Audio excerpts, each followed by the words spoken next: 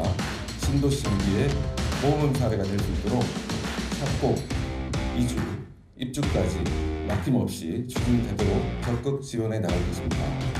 광고까지 주민들과 함께 완주하겠습니다.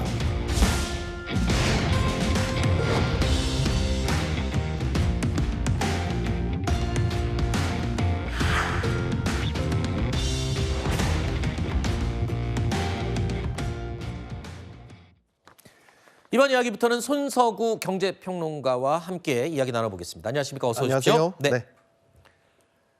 조금 전이었습니다. 오늘 오전에 올해 마지막 금융통화위원회가 열렸습니다. 한국은행이 기준금리를요 3.25%에서 3%로 0.25%포인트를 낮췄습니다. 앞서 지난달 0.25%포인트 인하한 데 이어서 한 달 만에 다시 금리를 또 낮추는 이른바 백투백이라고 하는데요. 자, 이렇게 한국은행이 연속으로 금리를 내린 것 지난 2009년 이후 15년 만이라고 합니다. 이건 뭘 의미할까요? 시장에서는 고환율과 가계부채, 부동산 불안 등의 우려로 기준금리를 동결할 걸로 예상이 강했습니다. 그런데 그 예상을 어긋난 결정을 지금 금융통화위원회가 한 것이죠. 근데 좀 안 좋은 소식입니다. 네. 이렇게 금리를 내린 것, 그만큼 우리 경기 상황 그리고 앞으로의 전망이 어둡다는 것을 의미하는 거라고요? 그렇죠.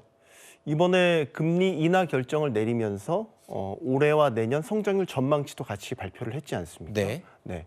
약속이나 하듯이 최근에 국내외 기관들과 똑같이 성장률 전망치를 다 큰 폭으로 내렸습니다. 네. 올해는 2%, 내년에는 1.9%까지 내렸거든요. 특히 내년도 성장률 전망치를 1%대로 낮췄다는 데에 상당히 우려를 표할 수 있는데요. 네. 우리 한국 경제의 잠재 성장률을 2% 정도라고 봅니다.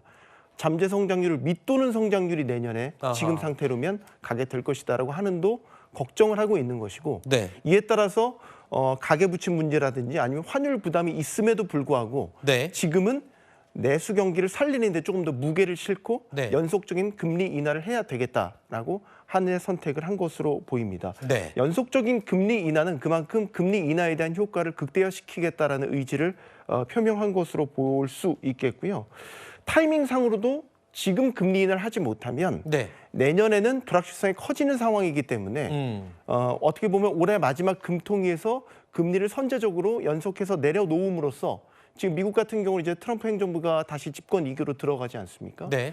그렇게 바뀌는 대외 환경에 대응할 수 있는 금리 인하 여력을 지금 갖춰놔야겠다. 네. 그래서 연속으로 금리 인하를 선택한 것으로 보입니다. 사실 금리를 인하할 경우에는 지금 정부가 겨우 붙잡아 놓은 가계 대출이 네. 또 늘어날 것을 우려해서 고민을 했다고 얘기 들었는데 그럼에도 불구하고 지금 경기 침체가 더 심각한 수준이다라고 결정을 한 것으로 봐야 되겠군요. 그렇죠. 사실 이번 금통위에서는 동결을 해도 동결할 명분이 충분히 있었고요. 그랬죠. 내려도 내릴 만한 이유가 충분히 있었습니다. 그만큼 혼재된 전망 속에서 이번 금통위가 치러진 것이고 저는 결정적으로는 3분기 성장률 발표가 0.1% 성장하는 데 그치면서 한은의 인식도 급격히 달라졌다라고 판단을 하고요. 마지막으로는 다음 그 미국 연준의 FOMC 회의가 다음 달에 예정이 돼 있는데 현재 상태로 보면 우리의 환율이나 금리 격차 같은 걸 봤었을 때 금리를 내려도 지금은 충분히 버틸 여력이 된다라고 아하. 하느니 판단했다고 봅니다. 알겠습니다. 기준금리는 계속 내리는데 왜 대출금리는 자꾸 오를까요? 참 대출 받으신 분들 속이 탈 뿐입니다.